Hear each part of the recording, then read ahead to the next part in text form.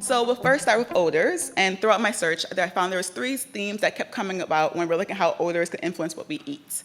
And that's within our sensory-specific appetites, nutrient signal, and then ambient food odors. So there's research that shows that exposures to different odors can actually trigger that appetite for a specific product or other similar product. So for example, being exposed to a meat or a protein odor was seen to increase one's appetite for meat or other savory related products. Same thing seen in terms of chocolate and banana odors. This increased their choice or their preference for these sweet foods, while also decreasing their choice for those savory foods. If an odor represented like a high or a low energy dense food, then they saw appetite increases for similar high or low energy dense foods that corresponded. For nutrient signaling, food odors are able to kind of signal information about the nutrient composition of the food. So in one study, participants actually had to navigate for high-calorie foods in different environments. So they just had the odor, and they were able to choose or discriminate if something was a high-calorie versus a low-calorie food. And we also seen that odors can trigger the body to have a cephalic phase response and to actually prepare the body for the ingestion and digestion of whatever that specified nutrient was. And this is really due to like the memories you've had of the food, the learned associations. The body is used to the smell. They know what to expect based on smelling something, and the body goes into like, okay, I'm ready to kind of have this food.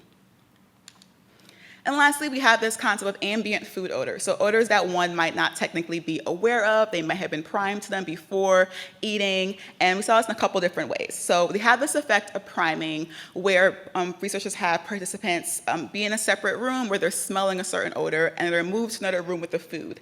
And we found that in one study, when they primed with a fruity odor, I believe the odor was pear in this situation, and then going into a buffet after being primed, they were actually more likely to choose a non-desserts, like a fruit-based dessert option versus like the pastry-based dessert option compared to those who were in a non-odor.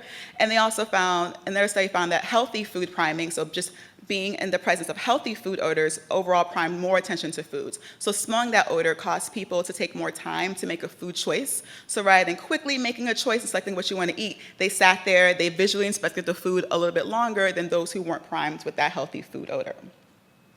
There's some evidence that this ambient odor exposure can also affect intake of low energy dense food. So I believe in this one study, the third one, is that they were exposed to a bread odor. And being exposed to that bread odor caused them to want more of a soup versus having the actual meal at hand. Or being exposed like a warm odor compared to a cool odor also increased their choices of lower calorie food options. And then any overall exposures like some high energy dense foods can also increase food intake and salivation. So on the flip side, when we go over to the taste, we see a little bit different. So taste is commonly associated with our food preferences, and we find taste to moderate energy selection intake, and there are some evidence to support that there's an effect of taste on mood.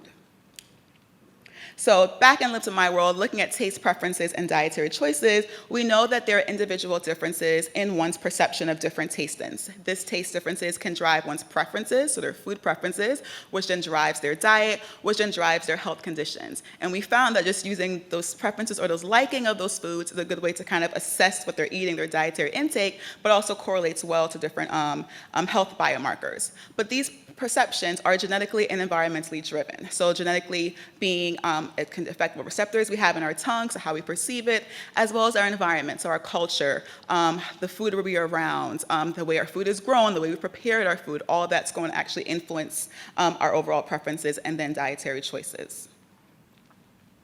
Our taste quality intensity can moderate energy intake, so taste scents such as umami or this savory kind of place, like savory kind of taste, have been associated with having a reduction in energy intake and having some improved satiety. And as well as we come back to this thing of impact of taste on our food, on our mood and behavior. So we're back to sweet again.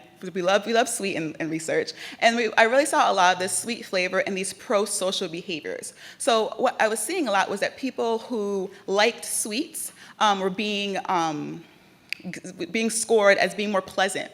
People liked them more. They were more agreeable. They were more generous. So if you like sweet, people like you. If you don't like sweet, people don't like you. So we see that as well.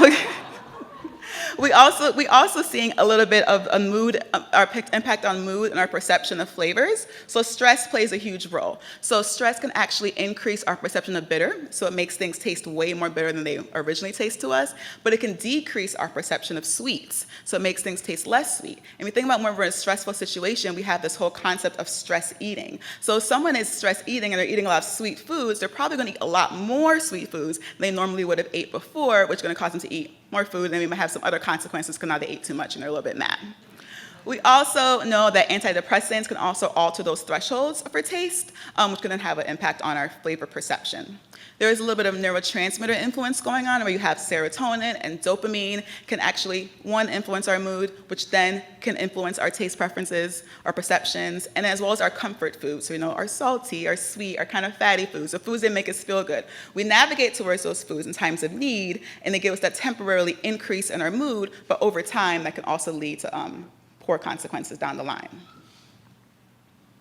Then we come back to this impairment of taste and smell. So in people who have total smell or taste loss, or have a reduced sense of smell, or they have distortions or phantom smells, we see a little bit more evidence of some more quality of life or mental health issues.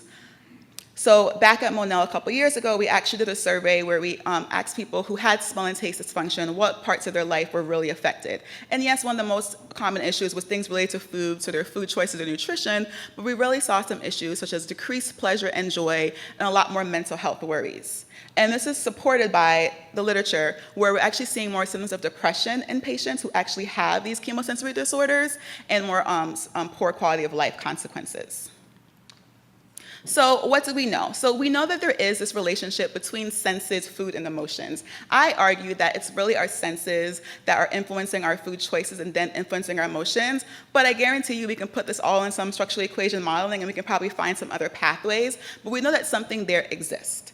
The sensory properties of food are absolutely influencing what we eat, whether that be through our preferences or perceptions, but we're really mainly seeing this done in foods that are highly palatable. So the salty foods, the sweet foods, those fatty foods. There's evidence to support that if we manipulate odors in our environment, that can overall affect our food selection. So maybe there's something there where we can put some odors in there that can cause people to choose healthier foods, so like our nutrient-rich foods, a little bit more often than those nutrient-poor foods. And then if there's any type of dysfunction in terms of our taste and smell, that can absolutely affect our dietary behaviors, our quality of life, and our mental health. So what do we need to know to really say, okay, there's a link here, there's a connection here? We do need more intentional studies that are absolutely just exploring the sensory aspects of food and its effect on mental health. So not this like secondary, tertiary question where we just throw in a little random questionnaire there. As Haley was saying in the beginning, we really need to like choose these measures a little bit more appropriately and make that the actual outcome that we're looking for. Also, maybe a little more research to kind of support the ability of odors to promote healthier food choices.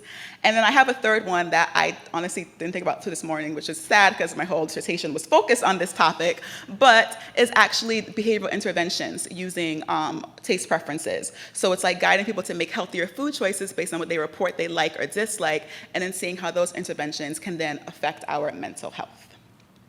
And in that, I think I am out of time, so thank you.